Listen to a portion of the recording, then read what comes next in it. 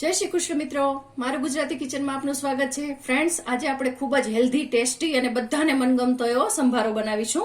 તો સંભારો આપણે લીલા મરચાં અને બેસનનો સંભારો બનાવવાનો છે. ખૂબ જ ટેસ્ટી બને છે અને બધાને ખૂબ જ ભાવે છે. શાક ન હોય તો ખાલી એક સંભારો અને દહીં હોય તો પણ ચાલે, એટલો સરસ ટેસ્ટી બને છે. તો એના માટે આપણે અહીંયા લીલા મરચાં તો લીધેલા છે, સાથે બેસન લીધેલું છે અને અહીંયા કાચી કેરી મારી પાસે છે. હું 12 મહિનાની સ્ટોર કરીને રાખું છું. તો મેં આ 1 ટેબલ સ્પૂન કાચી કેરી લીધેલી છે. તમારી પાસે ન હોય તો બિલકુલ અવોઇડ પણ કરી શકો છો. અને થોડા ઘણા રૂટીન મસાલા છે. તો ચાલો શરૂઆત કરીશું. તો આ મરચાંને આપણે પહેલા તો સમારી લઈશું.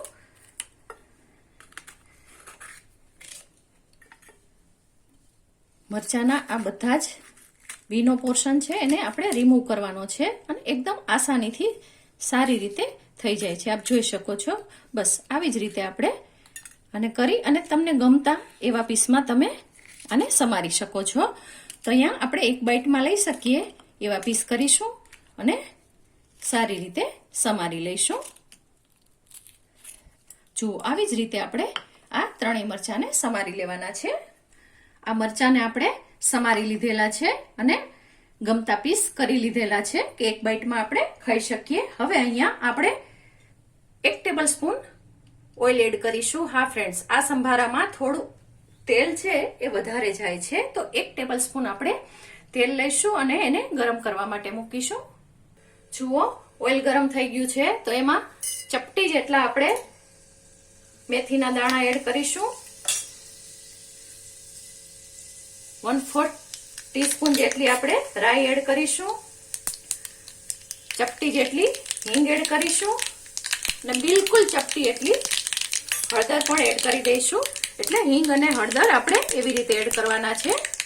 હવે રાઈ ફૂટે પછી આપણે આ મરચાં છે એને એડ કરી દઈએ. જુઓ, સરસ રીતે રાઈ ફૂટી ગઈ છે.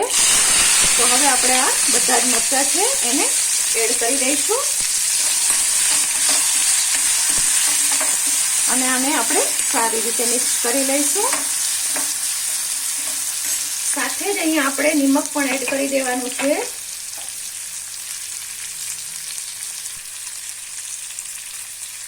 સ્વાદ મુજબ નિમક એડ કરવાનું છે, પરંતુ ધ્યાન રાખવાનું છે કે આપણે લોટ પણ એડ કરવાનો છે, જેથી કરીને નિમક થોડું એવું વધારે એડ કરીશું.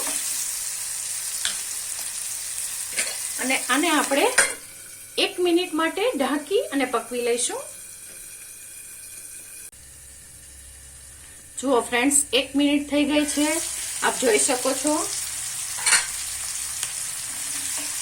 મરચાંની નીચે સરસ એવી આવી થોડી ડિઝાઇન પણ આવી ગઈ છે. જોઈ લો, આવી રીતે સરસ રીતે ડિઝાઇન આવી ગઈ છે. તો હવે એમાં આપણે 1/2 ટીસ્પૂન આદુ અને મરચાંની પેસ્ટ છે, અથવા તો ખાલી આદુની પેસ્ટ હોય એ પણ તમે એડ કરી શકો છો. અને ખાસ લસણ ખાતા હોય તો 1/2 ટીસ્પૂન લસણની પેસ્ટ પણ એડ કરવાની રહેશે. અને સાથે જ આ કાચી કેરી છે એને પણ આપણે એડ કરી દઈશું અત્યારે,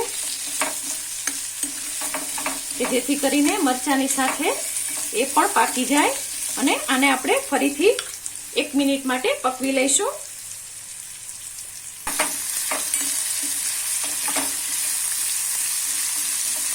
જુઓ, કેરી અને મરચાં સારી રીતે સોફ્ટ થઈ ગયા છે. તો હવે એમાં આપણે ગેસને ધીમો રાખીશું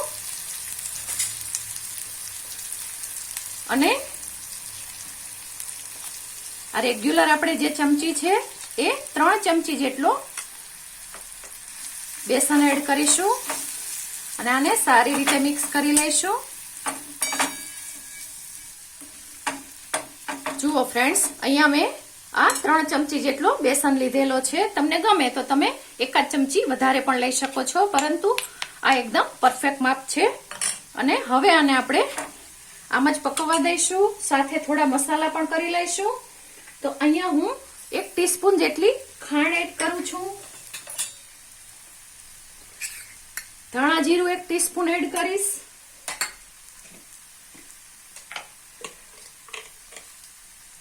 હાફ ટીસ્પૂન મેથીનો મસાલો એડ કરવાનો છે અને આને આપણે સારી રીતે હલાવી અને પકવી લઈશું.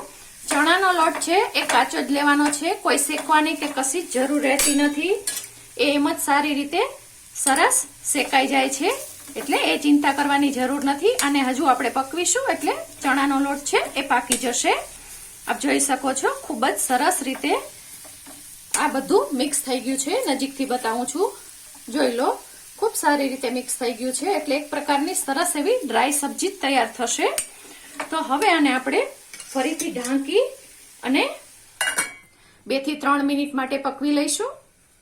જુઓ, 2 થી 3 મિનિટ માટે આપણે આને પકવી લીધેલો છે અને આપ જોઈ શકો છો, નજીકથી બતાવું છું, એકદમ સરસ એવો આપણો આ સંભારો ડ્રાય એવો સરસ રેડી થાય છે કે જેથી કરીને તમે અને રોટલી, ભાખરી, થેપલા બધાની સાથે ખાઈ શકો. અને અહીંયા અડધા લીંબુનો રસ હું એડ કરું છું, અથવા તો 1 ટીસ્પૂન જેટલો રસ આપણે એડ કરવાનો છે. અને થોડી ધાણા ભાજી પણ એડ કરીશું.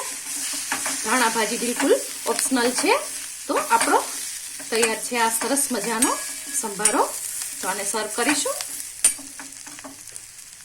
તો તૈયાર છે આપણો આ સરસ મજાનો ચટપટો એવો બેસન, કેરી અને મરચાંનો સંભારો. ફ્રેન્ડ્સ, તમને મારી આ રેસીપી પસંદ પડી હોય તો મારી ચેનલને લાઈક, શેર અને સબસ્ક્રાઇબ ચોક્કસથી કરજો. આભાર મિત્રો. જય શ્રી કૃષ્ણ.